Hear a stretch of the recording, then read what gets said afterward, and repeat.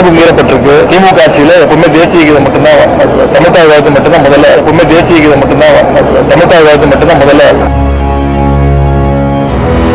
தமிழ்நாட்டுடைய வளர்ச்சிக்கும் தமிழ்நாட்டில் இருக்கக்கூடிய குழந்தைகள், பெண்கள், விவசாயிகள்னு யாருடைய பாதுகாப்புக்கும் எந்த ஒரு வலிமையான திட்டங்களும் புதிய ஆளுநர் உரையில நிச்சயம் இல்லை.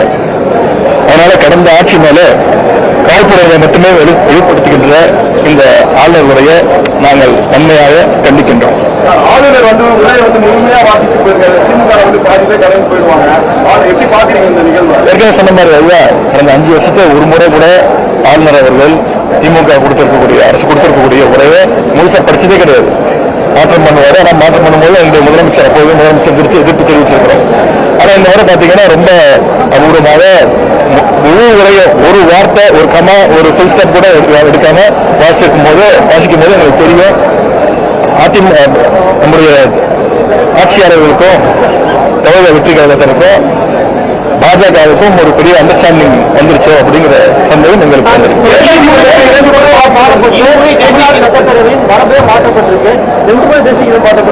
சபாநாயகர் நன்றி சொல்லியிருக்கிறாரு. இதெல்லாம் மிகப்பெரிய அதிசயங்கள் இப்போ இங்க நடந்துகிட்டு இருக்கு. மரபு மீறப்பட்டிருக்கு. திமுக ஆட்சியில் எப்பவுமே தேசிய கீதம் மட்டும்தான், தமிழ்தாய் வாழ்த்து மட்டும்தான் முதல்ல வாசிக்கப்படும்.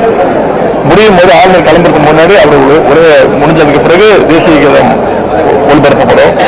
ஆனால் இந்த முறை 2 வாட்டி தேசிய கீதத்தை ஒளிபரப்பியிருக்காங்கன்னா, மீண்டும் சொல்றேன், இது பாஜகவும் இருக்கக்கூடிய ஆட்சியாளர்களும் ஒரு அண்டர்ஸ்டாண்டிங் வந்திருக்காங்க.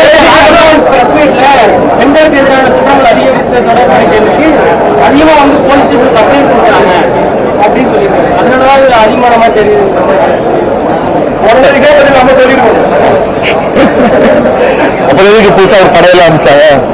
அந்த சிங்கப்பெண் படைன்னு ஒன்று சொன்னாங்க. அதை தேதி தள்ளி வச்சாங்க.